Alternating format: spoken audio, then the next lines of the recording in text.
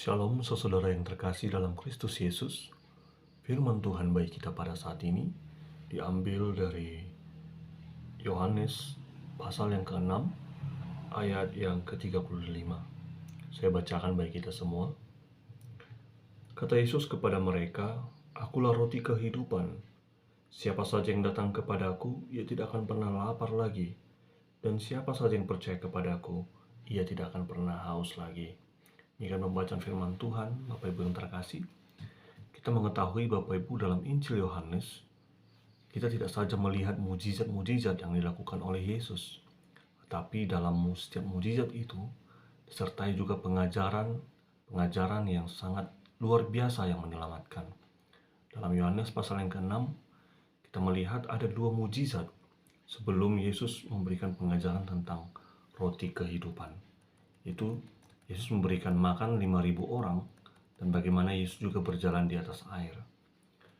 Bapak yang terkasih, pernyataan Yesus sebagai roti kehidupan yang dipertentangkan dengan manna dalam perjanjian lama oleh orang-orang Yahudi. Para leluhur Israel juga pernah makan manna, tapi mereka mati. Sedangkan semua orang yang makan roti yang turun dari surga, mereka akan hidup.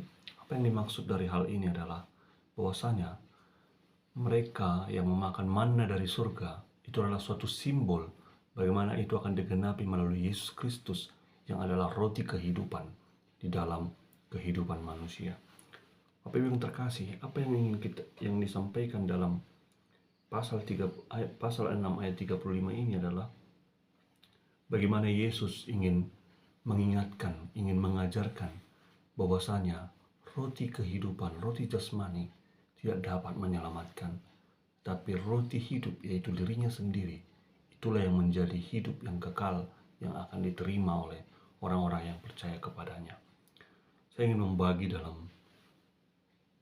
2 poin penting dalam penyampaian firman Tuhan ini. Yang pertama adalah roti untuk hidup dunia. Bapak Ibu yang terkasih dalam Kristus Yesus, apa yang dimaksud dengan roti untuk hidup dunia, yaitu adalah Yesus itu sendiri. Bahwasanya Yesus adalah roti hidup yang akan memberikan kehidupan yang kekal, yang tidak akan membuat lapar lagi, yang akan membuat setiap orang yang percaya akan beroleh hidup yang kekal. Di dalam pemberitaan firman Tuhan ini kita dapat melihat bagaimana orang banyak mencari Yesus karena mereka melihat mujizat yang dilakukan Yesus memberi makan 5.000 orang. Bagaimana Yesus berjalan di atas air sehingga mereka ingin melihat mujizat-mujizat itu lagi, ingin merasakan berkat-berkat yang diberikan Tuhan kepada mereka. Bapak Ibu yang terkasih, apa yang menjadi motivasi orang-orang ini adalah mereka ingin selalu diasupi, selalu diberikan makanan jasmani. Tapi ketika Yesus mengatakan, "Akulah roti hidup," banyak murid-muridnya yang meninggalkan dia. Mereka tidak dapat menerima perkataan Yesus yang sangat keras ini. Saudara yang terkasih, roti adalah simbol dari kebergantungan kita kepada Allah. Bukan semata-mata hanya berbicara tentang bagaimana memenuhi isi perut kita, tetapi bagaimana kelekatan kita, kebergantungan kita kepada Allah. Roti jasmani tidak membawa kita kepada hidup yang kekal. Bagaimana orang-orang yang ketika di zaman perjanjian lama memakan roti manna yang dari surga, mereka tetap saja mati. Tapi di dalam perjanjian baru, Yesus menyampaikan bahwasanya dialah roti hidup yang turun dari surga, yang setiap orang yang akan memakannya tidak akan pernah mati. Mujizat dan semua ucapan pengajaran Yesus adalah untuk mengajak orang-orang percaya kepada Allah agar mengubah motivasi, orientasi kehidupannya tertuju kepada Allah, agar setiap orang mengaku beriman sungguh-sungguh menempatkan Allah sebagai sumber kehidupannya. Yesus mengatakan kepada orang-orang yang mencarinya bahwasanya mereka jangan hanya membutuhkan makanan-makanan jasmani saja, tetapi Yesus ingin mendeklarasikan bahwasanya akulah roti hidup yang akan memberikan kehidupan bagi setiap orang yang percaya kepadanya. Saudara yang terkasih, Tuhan Yesus dalam hal ini menawarkan makanan rohani, makanan yang tidak akan binasa di dalam setiap kehidupan orang-orang yang percaya kepadanya. Di dalam tradisi Yahudi seperti yang saya katakan tadi, mereka percaya bahwasanya Musa yang menurunkan mana dari surga. Tetapi bukan Musa yang menurunkan, tapi Allah yang menurunkan itu.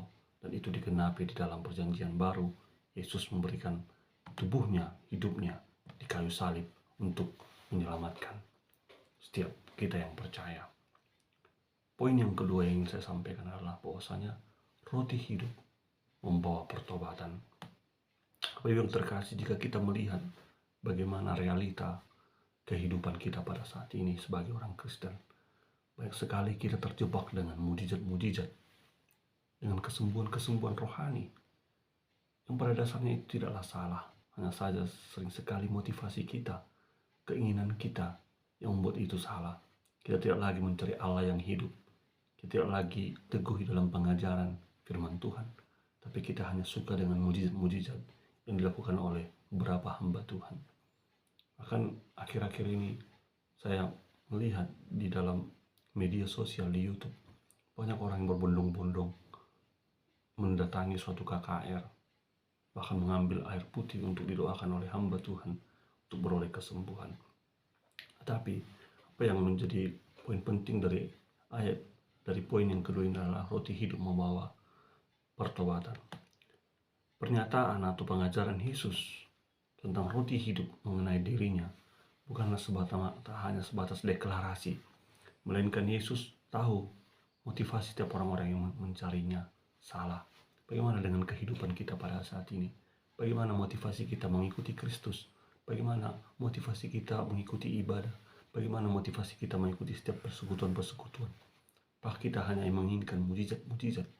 Tapi dalam hal ini Yesus ingin menyampaikan bahwasanya roti yang hanya mampu mengenyangkan perut bukanlah motivasi kita sebenarnya.